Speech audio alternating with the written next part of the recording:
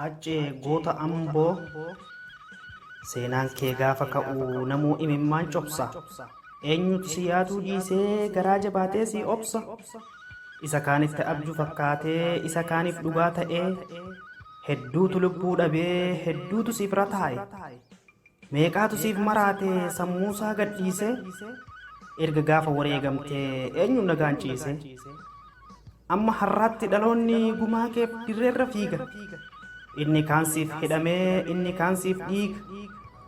Bakka deemu hundatti dhaloonni maqaa kee kaasa. Hedduun suuraa kee ilaalee imimmaan lakkuu lolaasa. Wanti sirratti dalagamee onnee keenya nu cabsee gumaa kee baasuuf dhaloonni yoom obsee. Dhugaa kee barbaannee gumaa kee siif baafna. Warra siif jedhee hidhamees hidharraa gaduma yaafna. Dhugaa kee awwaalanii waan biraa odeessu. Utuu kan ajjeese jiruu oduu biraa buqqindeessu. Dhaloonni falmatti jira bitaaf mirgaan yaa'e. Erga gaafa ati deemteeti eenyutu gadi taa'e. Gumaan kee hin hafuu soba jaraan cufamee. Mataan mataa saayyuu qaaxa as dhufame. Eenyu dhugaa kee cabsee sammuu nagaan ta'a. Oltee bulti malee gumaan kee ni ba'a. Dhaloonni amma jiru gumaa kee hin nyaannu. Gochaaf kaayyoo kee alagaaf takkaa hin laannu.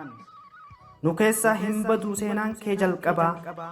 Isa gaafa barkumeetti gamtaan nagaaf lallabaa. Yoomuu hin dagannu sirba kee maalaan jira. Halkan manaamaan dhufee gubaa xiiqii nutti dira.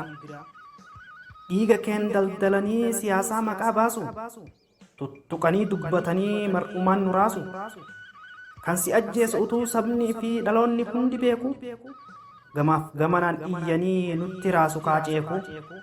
Haacaaluu gaafa adawaa haacaaluu gaafa barkumee. Bara jecha tokkittiidhaan nafxanyaa mataa tumee. Haacaaluun gootummaa goota dhugaa inni sarbine.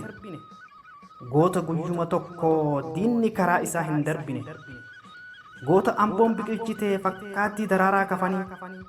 Dhugaa ummata baasuuf isaan silaayyuum rafanii. Fakkaattii jagamaa kan roorroof hin ciifne.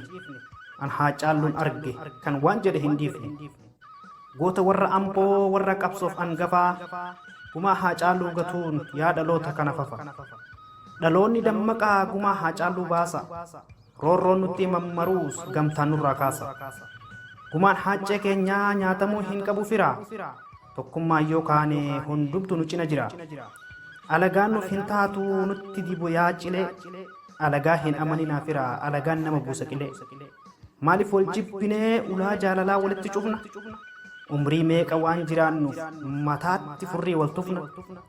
Diinni waan hedduu jedhee cileesee oduusaa bukkeessa. Ati garuu yoomuu jirtaa onnee keenya walakkeessa. Nama hunduma caaltee bakka qabattee teessa. Onnee Oromoota hundaa dhiigaaf lafee keessa. Siidaa seenaan dhaabde kan yoomuu hin jigne. Dhaba lubbuus ta'uu dhiiga itti dhiigne. Seenaa kee dhalootaan seen geenye. Maadhee shiraa diigne. Seenaa kee dhalootaan geenye. Maadhee shiraa diigne. Haccee gooticha Amboo.